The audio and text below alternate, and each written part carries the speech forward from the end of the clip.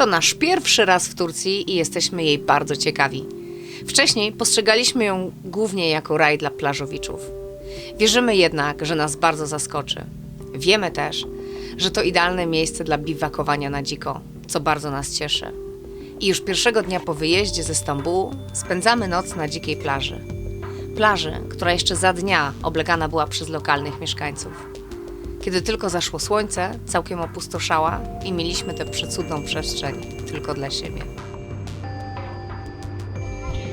To jest właśnie ten słynny trojański koń. Dokładnie ten? Dokładnie ten, którym Grecy podstępem dostali się do Troi. Replika konia trojańskiego strzeże wejścia do stanowiska archeologicznego na wzgórzu Hisarlik w zachodniej Turcji. Z sięgającą ponad 4000 lat historią jest jednym z najbardziej znanych stanowisk archeologicznych na świecie, wpisanym na listę dziedzictwa UNESCO. Docieramy tam w samo południe, by w palącym słońcu wybrać się na poszukiwania pięknej Heleny.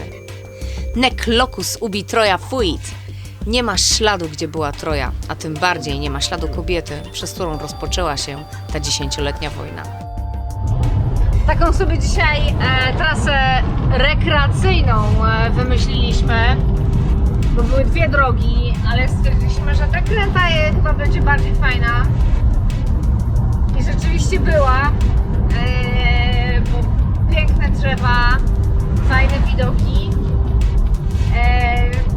trudniejsza dla naszego busa.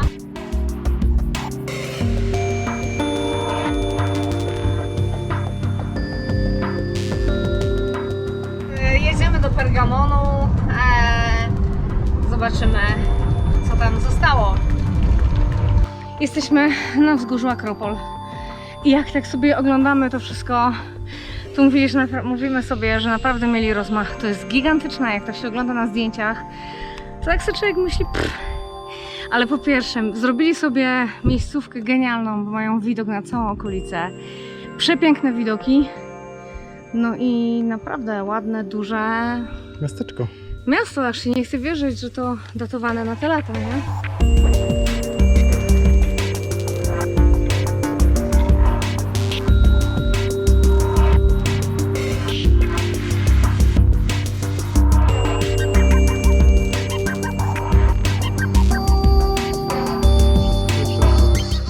Że jestem taka Oszołomiona. oszołomiona.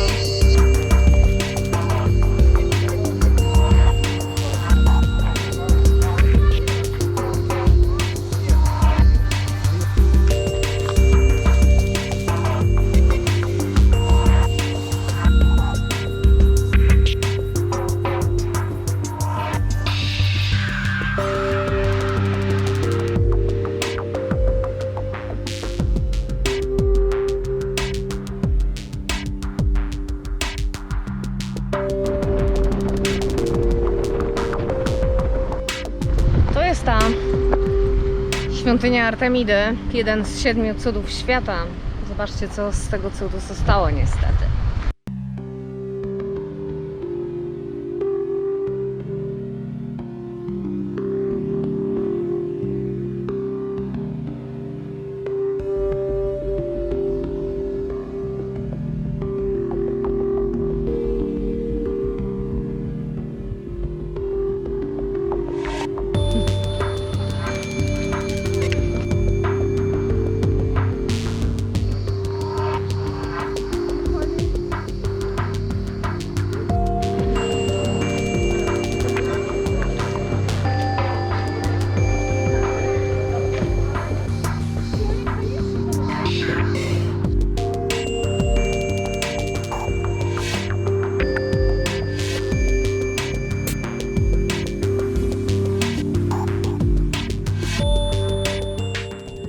Jesteśmy w Pamukkale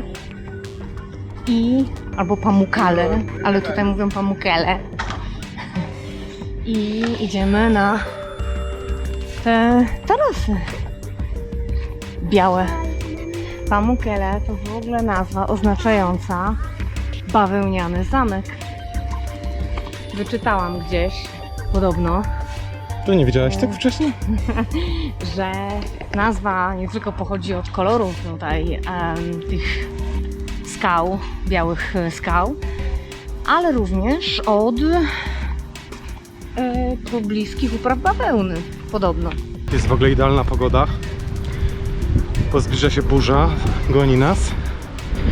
Nadal jest ciepło, ale już nie ma takiej sauny. Także możemy się spokojnie tu wspinać. I się nie pocić.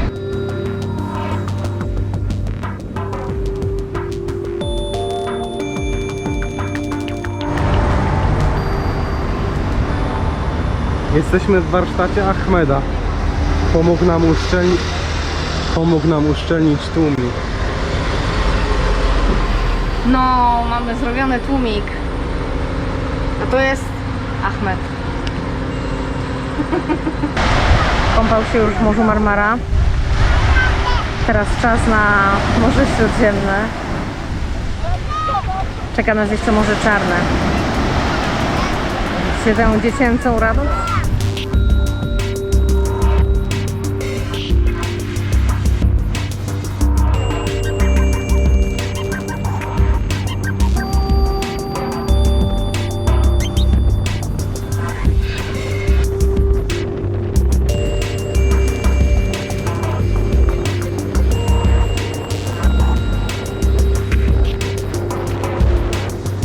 Jedziemy w stronę miejscowości Konia, przebijamy się przez góry. Dzisiaj pół dnia spędziliśmy w warsztacie, pół dnia na plaży, obsmarowani kremem z filtra 50, ale wykąpaliśmy się w Morzu Śródziemnym i śmigamy dalej.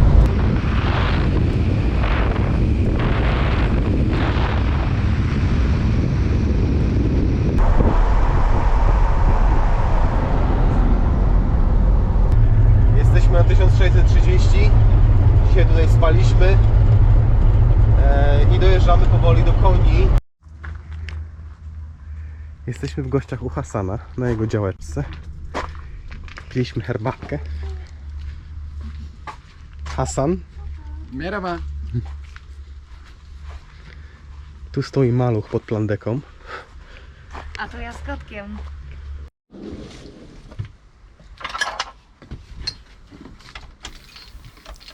Kiedy Hasan proponuje nam wycieczkę na obrzeża miasta, nie wiemy, czym to się skończy. Wiemy tylko, że jest to ważne dla niego miejsce. Nie spodziewamy się, że poznamy osobiście potomkinię Mewlany, znanego szerzej światu jako Rumi. Poezja i filozofia Rumiego jest nam bardzo bliska. Tym bardziej było to dla nas niezapomniane spotkanie.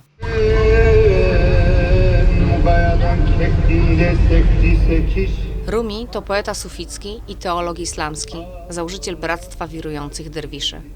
Jest twórcą mistycznego odłamu islamu, gdzie miłość jest jedyną ścieżką do poznania absolutu. Co ciekawe, w sufizmie ogromną rolę odgrywa muzyka, śpiew i taniec. I to właśnie ten taniec wirujących derwiszy jest rodzajem mistycznej podróży. Jesteśmy w grobowcu Mewlany, a tutaj są dookoła groby jego potomków, jego synów.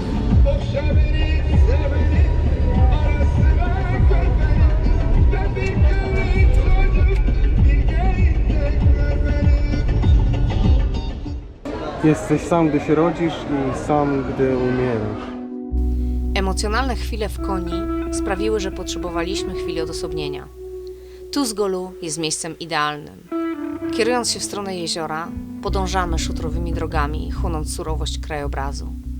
W takich miejscach czujemy się najlepiej. Tuzgolu to drugie co do wielkości jezioro w Turcji. Jedno z większych słonych jezior jeszcze kilka lat temu urzekało swoimi różowymi wodami i stadami flamingów. Dziś jest niemalże w całości wyschnięte, a dookoła pustka. Dobra, zjechaliśmy z szutrów. Czas sprawdzić, jak nakrętki na filtrach się mają.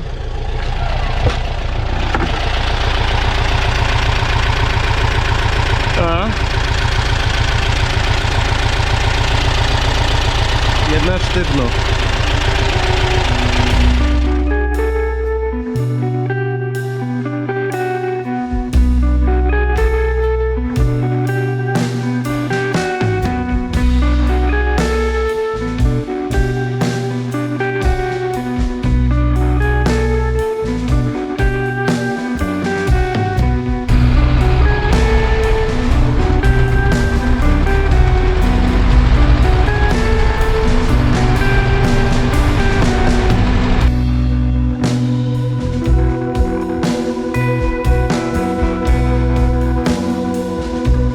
tutaj śpimy dzisiaj.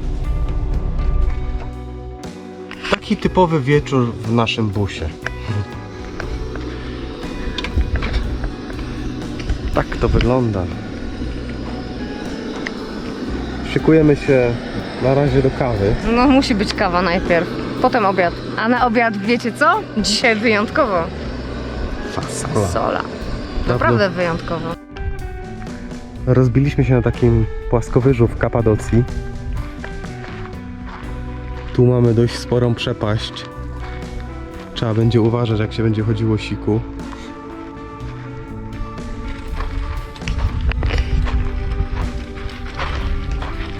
I kupy są, trzeba uważać. No i co mam powiedzieć więcej? Zostajemy tutaj na noc, bardzo fajny nocleg.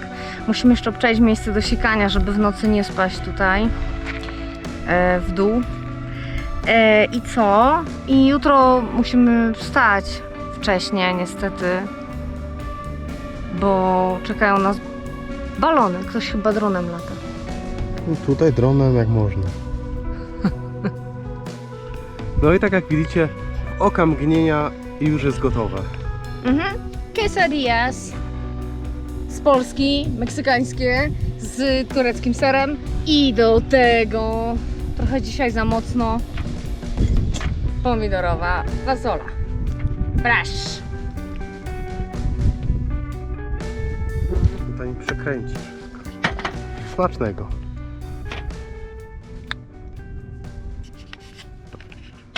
Ja w kubku, był ktoś stłukł.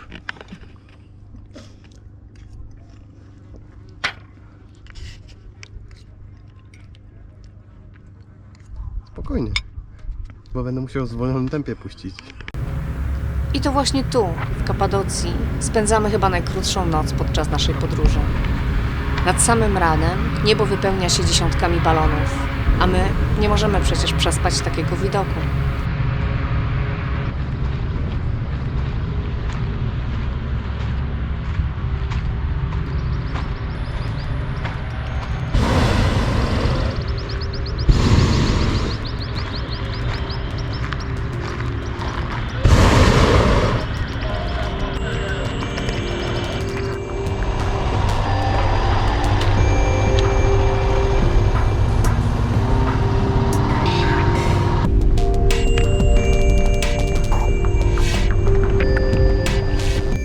Kapadocja to jednak przede wszystkim zapierające dech w piersiach formy skalne.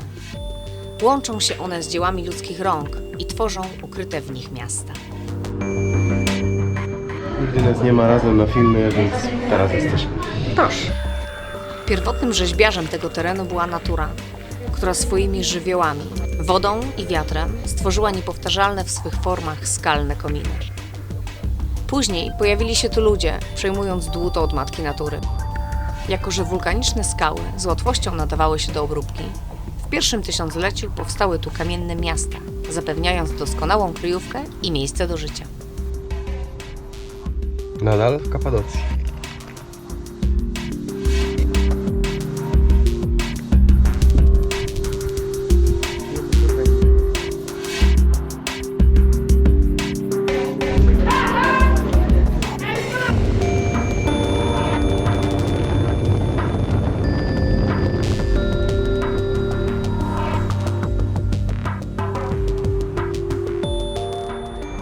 Kurki się zaczęły, panie Grzesie. I zaczęło się też grzać mocno. Zaraz stajemy, jeszcze 57 km.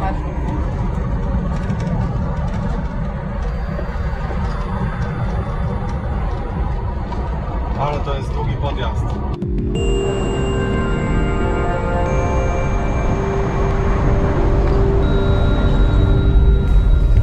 No przed chwilą wdrapaliśmy się na 2190, co jest na razie rekordem obecnej trasy. I ochoczo schładzamy się jadąc w dół. Schodzamy w kamerę. I tak to wygląda. Tak to wygląda. Teraz byleby tylko nie spalić hamulca.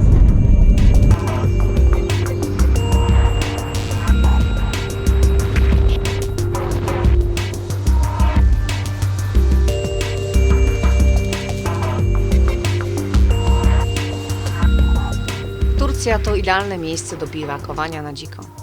I nawet jeśli zatrzymujemy się na czyjejś ziemi, tak jak tu przy kolejnym słonym jeziorze, jesteśmy chętnie widziani i przyjmowani bardzo serdecznie. Nawet przetaczające się przez naszego busa stado owiec, osiołek i pasterskie psy witały nas przyjaźnie.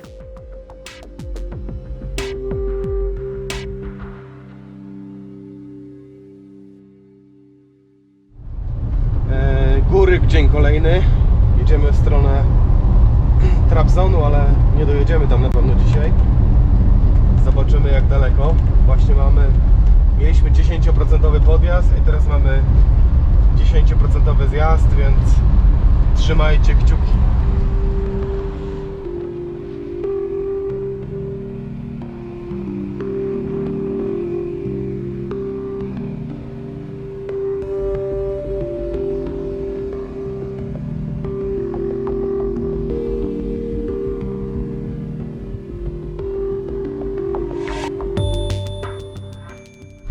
Cessna, yeah. Okay, so, Aha. so okay, say hello to our friend from Poland. Hello. Hello. Tell your Welcome. Tell your name.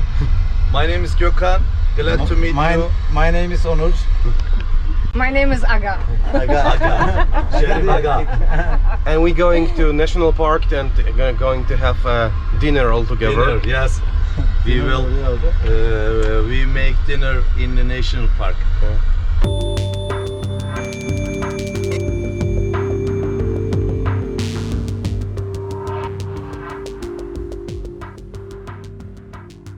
Więc zrobiłam dzisiaj pranie. No a kto je przewiesił? Teraz myję lodówkę. Dzisiaj zatrzymujemy się na takim, trudno to nazwać kempingiem w sumie, bo to jest taka restauracja. I na tyłach restauracji możemy sobie zostać na noc. Jest bardzo miło, bo tu przemiła rodzina. Wczoraj poznaliśmy dwóch fajnych panów. I oni powiedzieli, że jak już jedziemy w tym kierunku, to musimy zobaczyć to miejsce, czyli klasztor Sumela. Jeszcze nie wiemy, czy pojedziemy dzisiaj, czy jutro. Jutro. Co powiedziałeś? Że nie umyłem szyby z tego wielkiego gówna. Taki będziemy mieli dzisiaj widoki. Jedźmy. Tam zresztą jest niezbyt. Jedźmy, panie! Aż się tak rozlało to gówno tam dalej na szybę. Tak. Jesteśmy w Maćka, jedziemy przez taki mostek. Tym razem droga znów nas nie zawiodła, przynosząc strome podjazdy i ostre zakręty. Ale jakoś w tej naszej podróży trudy drogi zawsze wynagradzane są pięknym miejscem czy miłymi spotkaniami. Przed nami ze skały wyłaniał się klasztor.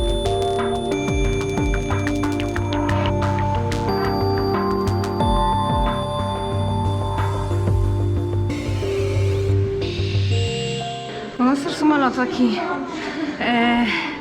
taka świątynia wykuta w skale no dość dużej wysokości, że się ludziom chciało kiedyś.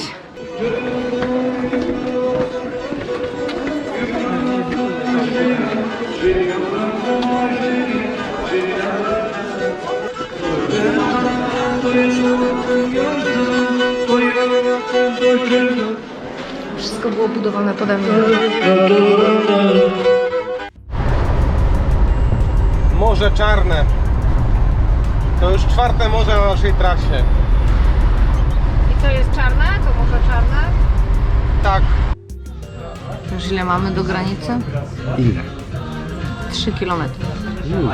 To niedługo, niedaleko. No, zostawiamy dzisiaj Turcję na chwilę. Na jakieś 1,5 miesiąca. Jakoś tak. Jeszcze tu wrócimy. Upał na chwilę dał odpocząć, przynosząc ciemne chmury nad Morzem Czarnym. Ciągnące się wzdłuż drogi sznury ciężarówek zwiastowały zbliżającą się granicę.